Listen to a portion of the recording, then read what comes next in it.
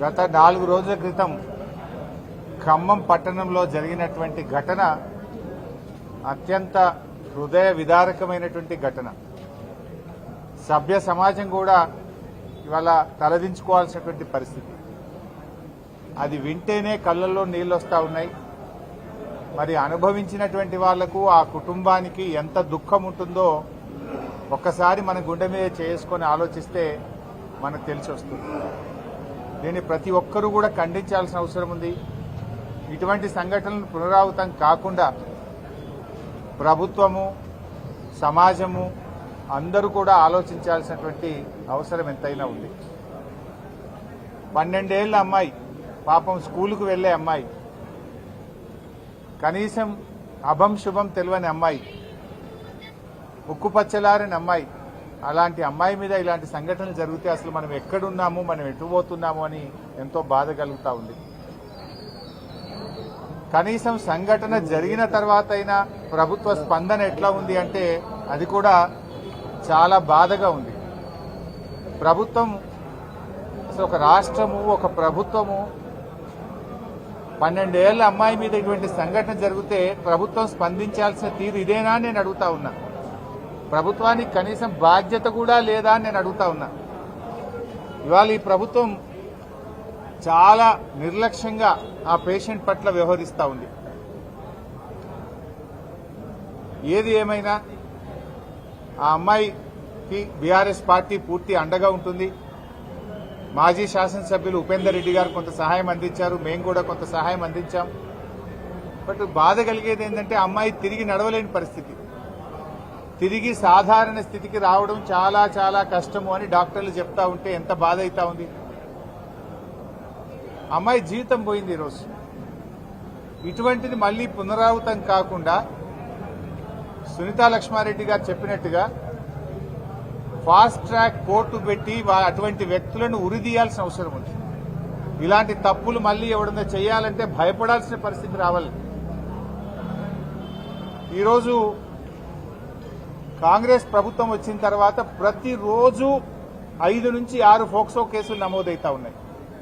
రాష్ట్రంలో, తెలంగాణ రాష్ట్రంలో రోజుకు 5-6 చోట్ల మైనర్ అమ్మాయిల మీద, చిన్న పిల్లల మీద అత్యాచారాలు జరుగుతూ ఉన్నాయి. నిన్నగాక మొన్న వికారాబాద్ జిల్లా యాలాల్ మండలంలో ఒక అమ్మాయి సెల్ ఫోన్ ఛార్జర్ తీసుకోవడానికి లోపలికి వెళ్తే ఆ అమ్మాయి మీద అత్యాచారం జరిగింది. బొమరాస్పేట మండలంలో మైనర్ బాలికపై తన కుటుంబ సభ్యులు, బంధువే లైంగిక దాడికి పాల్పడ్డారు. వికారాబాద్ జిల్లా బషీరాబాద్ మండలంలో జీవంగి గ్రామంలో మైనర్ బాలికపై లైంగిక దాడికి పాల్పడ్డారు.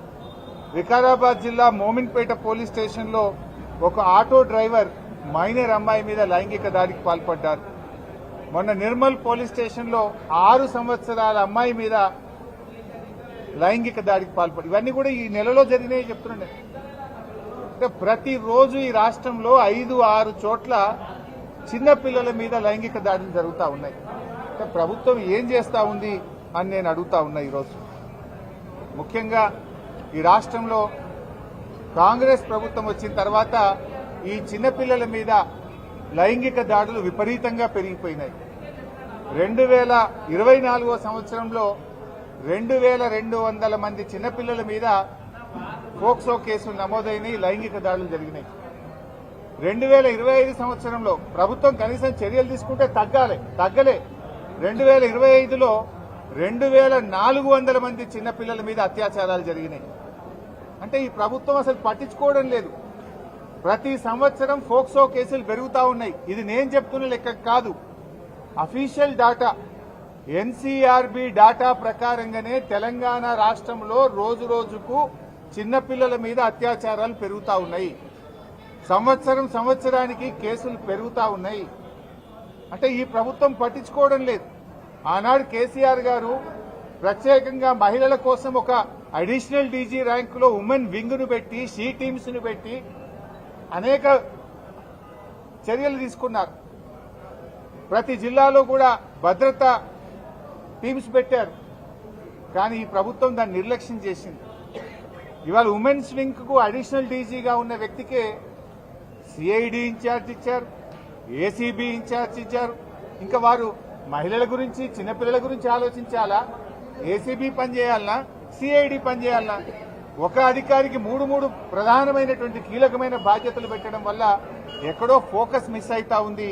రోజు రోజుకు కేసులు పెరుగుతున్నటువంటి పరిస్థితి ఉన్నది. ఇవాళ ఈ రాష్ట్రంలో పరిస్థితి లా అండ్ ఆర్డర్ పూర్తిగా కుప్పకూలిపోయింది. కరీంనగర్లో మనం చూసాం, పట్టబగలు బంగారం దుకాణం మీద పడి దొంగలు బంగారాన్ని దోసుకపోతే ఇప్పటి వరకు రికవరీ అయిన పరిస్థితి లేదు. హైదరాబాద్ నడిబొడ్డున అడిషనల్ డీజీపీ వినయ్ రంజన్ రే గారి ఇంటిలో అర్ధరాత్రి ఆయన భార్యను చంపి నగలుతో ఉడాయిస్తే ఇయాలటి వరకు వాళ్ళని పట్టించుకున్నది, దొంగల్ని పట్టుకున్నది లేదు, రికవరీ అయింది లేదు. అంటే ఈ ప్రభుత్వం అసలు హైదరాబాద్ నడిబొడ్డున జరిగినా దిక్కు లేదు, కరీంనగర్ కలెక్టర్ ఆఫీస్ ముంగట దాడులు జరిగినా దిక్కు లేదు. నిన్న ఖమ్మంలో కూడా సెల్ ఫోన్ దుకాణంలో ముసుగులేసుకొని వచ్చిన అంతర్రాష్ట్ర దొంగలు దుకాణం మీద లూటీ చేసి సెల్ ఫోన్లను ఎత్తుకపోతే ఇయాలటి వరకు పట్టుకున్న పరిస్థితి లేదు. అంటే మొత్తంగా ఈ రాష్ట్రంలో పోలీసులు చేయాల్సిన పని చేస్తలేరు. కొంతమంది పోలీసులు పీఆర్ స్టంట్స్ చేస్తున్నారు, అసలు పని ఇడిచిపెట్టిండ్రు, పీఆర్ స్టంట్లు చేస్తున్నారు. ఎక్కువ సోషల్ మీడియా వైరల్ కోసం కొంతమంది పోలీసు అధికారులు పనిచేస్తున్నారు. కేసుల్లో రికవరీ లేదు. ఇలా అడిషనల్ డీజీపీ భార్యని హైదరాబాద్ లో జూబ్లీ హిల్స్ లో చంపి పారిపోయి నెల రోజులైనా ఇంతవరకు దొంగల్ని పట్టుకున్న పరిస్థితి లేదు. మీరు ఏం చేస్తుంది ప్రభుత్వం అని మేము అడుగుతా ఉన్నాం. అసలు చెప్పుకుంటే అది చాలా అవమానకరం. ఏంటంటే సైబర్ సెక్యూరిటీ వింగ్ ఉంటుంది. సైబర్ సెక్యూరిటీ వింగ్ పౌరులకు సైబర్ కష్టాలు వస్తే, సైబర్ నేరాలు జరిగితే పౌరులను కాపాడాల్సిన సైబర్ సెక్యూరిటీకే రక్షణ లేదు. ఇవాళ సైబర్ సెక్యూరిటీ వింగ్ యొక్క X account, cyber security wing యొక్క వెబ్సైటే హ్యాక్ అయిపోయింది. ప్రజలను కాపాడండి అంటే మీ వెబ్సైటే హ్యాక్ అయింది, మీ ఎక్స్ అకౌంటే హ్యాక్ అయింది, ఇంతవరకు అది రికవరీ కూడా కాలేదు. అంటే ఈ ప్రభుత్వ పనితీరు ఎట్లా ఉందో ఈరోజు అర్థమైతా ఉంది. ముఖ్యంగా ఈ పేషెంట్కి సంబంధించి ఇది నాకు ఇంకా బాధ కలిగిన అంశం. వాళ్ళు పాపం చాలా పేద కుటుంబం, రెక్కాడితే డొక్కాడని వాళ్ళు ఇళ్లలో పనిచేసుకొని బతుకుతారు. వాళ్ళు ఇస్త్రీ చేసుకొని వాచ్మెన్ గా బతికే కుటుంబం. ఇవాళ ఆ కుటుంబానికి ఇంత ఘోరం జరిగితే ప్రభుత్వం ఎంత నిర్లక్ష్యంగా ఉందంటే నిమ్స్ హాస్పిటల్లో చేర్చితే మందులు బయట కొనుకొచ్చుకోపోతున్నారు. ఆ కుటుంబం ఫస్ట్ ఖమ్మం ప్రభుత్వ ఆసుపత్రికి పోతే కేసు సీరియస్ ఉందని ఖమ్మం ప్రభుత్వ ఆసుపత్రి కేసు పట్టుకోలేదు, మీరు ప్రైవేట్లకు పోండి అన్నారు.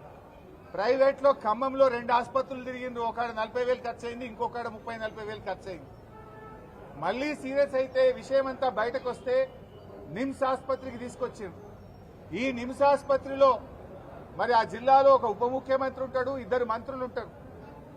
వాళ్ళ కుటుంబమేమో పొంగులేటి గారి నియోజకవర్గం కుటుంబం, వాళ్ళు ఉండేది, వాళ్ళ ఓటర్లేమో పొంగులేటి గారి నియోజకవర్గం. సంఘటన జరిగిందేమో తుమ్మల గారి నియోజకవర్గం. కానీ మంత్రుల పట్టింపు ఎట్లున్నదంటే, పేదల పట్ల ఈ ప్రభుత్వం బాధ్యత ఎట్లున్నదంటే, ఇగో ఈ మందులు బయట కొనుక్కొచ్చుకోమని రాసింది. ఒక మందులేమో బాలాజీ మెడికల్ స్టోర్ బయట, నిమ్స్ లో డాక్టర్లు బయట కొనుక్కొచ్చుకోమంటే బాలాజీ మెడికల్ స్టోర్ లో మందులు కొనుక్కొస్తే ఇది 3,900 రూపాయల బిల్లు. ఇంకొక బిల్లు బాలాజీ మెడికల్ స్టోర్ లో 2,350 రూపాయల బిల్లు. ఇంకొక బిల్లు ఇది 730 రూపాయల బిల్లు. అంటే ఈ ప్రభుత్వము ఆ చిన్న పాపకు వైద్యం ఇప్పియలేని ప్రభుత్వమా? ఆ పిల్లల్ని కూడా బయట మందులు కొనుక్కొచ్చుకోమంటారా? నిమ్స్ ఆసుపత్రి అంటే ప్రభుత్వ ఆసుపత్రి, పేదలకు వైద్యం దొరుకుతుంది అనుకుంటారు. కానీ అలా ఈ 3 బిల్లులు కనీసం ఇంత సంఘటన జరిగి విషయమంతా బయటకు వస్తే జిల్లా కలెక్టర్కో, శిశు సంక్షేమ శాఖకో, దాని మంత్రి గారికో, ఈ ముఖ్యమంత్రికో, జిల్లా మంత్రులకో కనీస బాధ్యత లేకుండా ఈ ప్రభుత్వం వ్యవహరిస్తుందనడానికి ఆ పేషెంట్ బయట బిల్లులు పెట్టి తెచ్చుకున్న పరిస్థితి, బయట డబ్బులు పెట్టి మందులు కొనుక్కున్నటువంటి పరిస్థితి. అంటే ఈ ప్రభుత్వం వైద్యం కూడా ఇయ్య చేతనైతే లేదు. మేము వస్తే మాత్రం 100 మంది పోలీసు వాళ్ళు వచ్చి వీడికి, కానీ ఇక పేషెంట్ కు మందులు కొనిచ్చి ఇంత వైద్యం ఇప్పించే తెలివి లేదు. కానీ ప్రతిపక్షం వాళ్ళు వస్తే మేము మాకంటే ముందు 15 గంట ముందు మంత్రి గారు వచ్చిపోయినరు, మేము రాగానే 100 మంది పోలీసు వాళ్ళు వచ్చిండ్రు. ఈ పోలీసు వాళ్ళు వచ్చుడు కాదు, చేతనైతే ఆ పాపకు మంచి వైద్యం ఇవ్వండి. ఈ మందులు కొనుక్కొచ్చుకోమని ఏంది బయట? ఆ తల్లి ఏడుస్తుంది, మేము పేదోళ్ళం సార్, పైసలు లేవు సార్.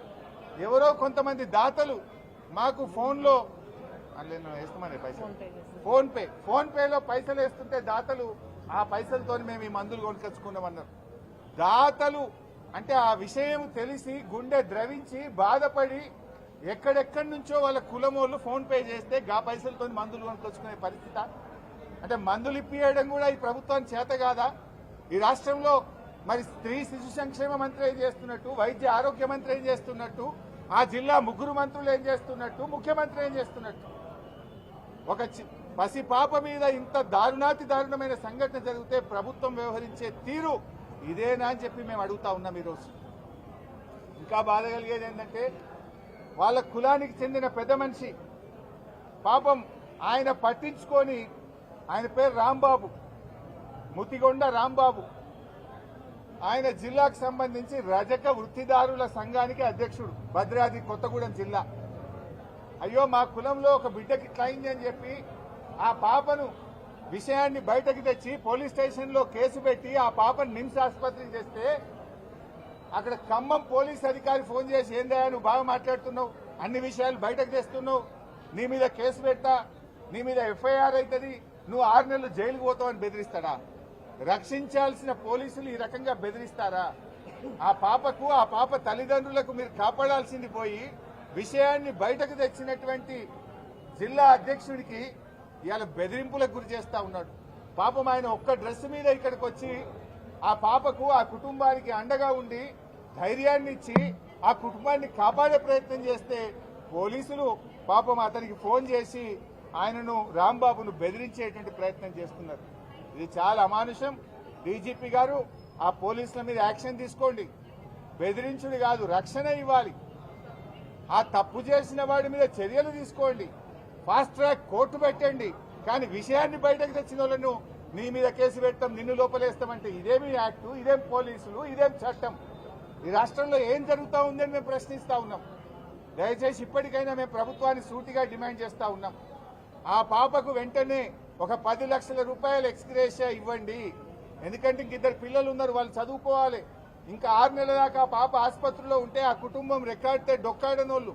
ఆ మందులు ₹1 కూడా ఖర్చు కాకుండా ప్రభుత్వమే వైద్య ఖర్చులు భరించి ఆ పాప పూర్తిగా మంచిగా అయ్యే వరకు వైద్యం అందించాలని, ఆ కుటుంబానికి 10 లక్షల ఎక్స్గ్రేషియా ఇవ్వాలని, ఆ తప్పు చేసిన వారిని కఠినాతి కఠినంగా శిక్షించాలని, విధుల నిర్వహణలో ఈ నిర్లక్ష్యం చేసిన వారు ఈ మందులు బయట కొనుక్కొచ్చుకునే విధంగా దీనికి ఎవరైతే బాధ్యత వహించిండ్రో వారి మీద కూడా కఠిన చర్యలు తీసుకోవాలని, ఆ రజక సంఘం జిల్లా అధ్యక్షుని బెదిరించిన పోలీస్ అధికారుల మీద కూడా విచారణ జరిపి ఇంకొకసారి ఇటువంటివి చేయకుండా, ఇలాంటి బెదిరింపులకు పాల్పడకుండా ఆ పోలీస్ అధికారి మీద కూడా చర్య తీసుకోవాలని డిమాండ్ చేస్తున్నాం. ఆ పాప పూర్తిగా నయమయ్యేదాకా కూడా బీఆర్ఎస్ పార్టీ ఆ అమ్మాయికి, ఆ కుటుంబానికి రక్షణగా ఉంటుంది. మేము మా ఫోన్ నంబర్లు కూడా రాసిచ్చాం. ఎప్పుడు ఏ ఇబ్బంది వచ్చినా మాకు ఫోన్ చేయమని చెప్పాం.